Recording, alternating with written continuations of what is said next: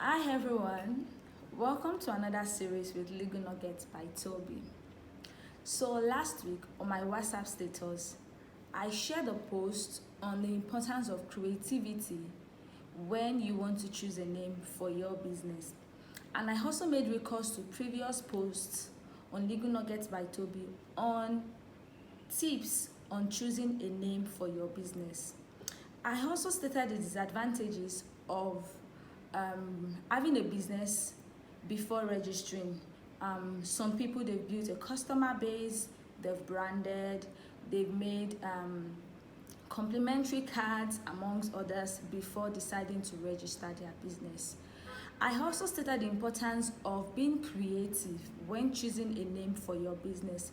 This is because you may think a name is unique to you, but after a diligent search with CAC, most times we realize that that name has been in existence even as far back as 10 years ago or more, and that is where your creativity should emerge from, meaning that there is no monopoly of names. You might think a name is so unique to you, but getting to CAC, you realize that that name is already in existence.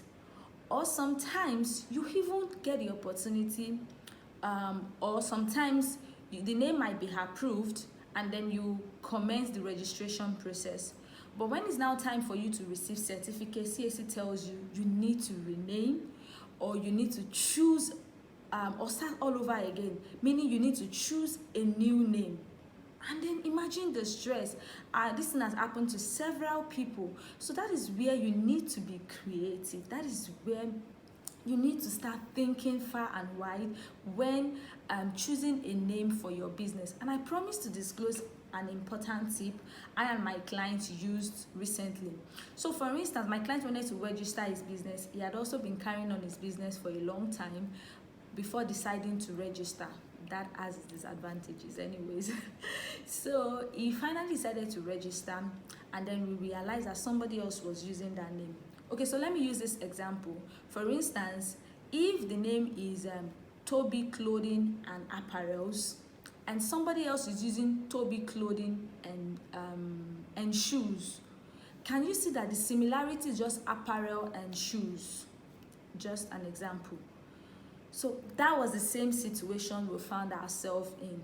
But this my client is somebody that loves languages too much. He loves languages. He loves Greek and Arabic languages.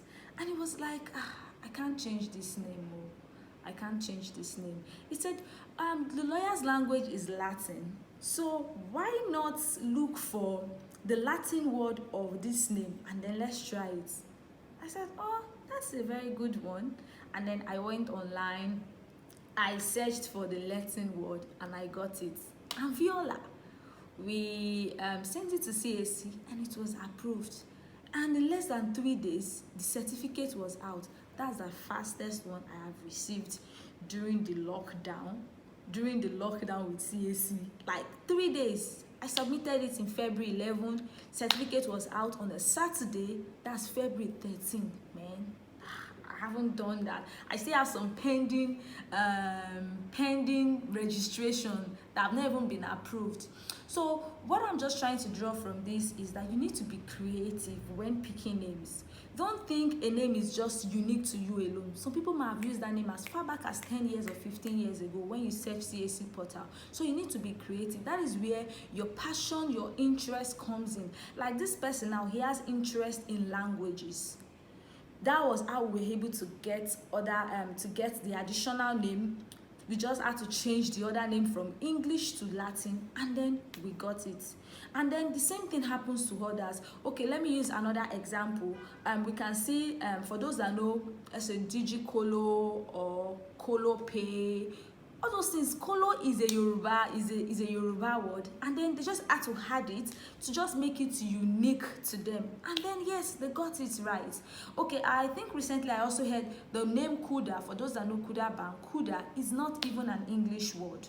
So that is where you need to be creative. So if you have so for intending business owners, or if you have started your business without registering, then it is very important for you to take note of this. And then you can also to read more on this on various tips when picking a names and prohibited and restricted names. You can also visit at Legal Nuggets by Toby on Facebook, on Instagram, and on Twitter to get more information. But I hope we've learned something today. Thank you so much for watching, and you have a wonderful week.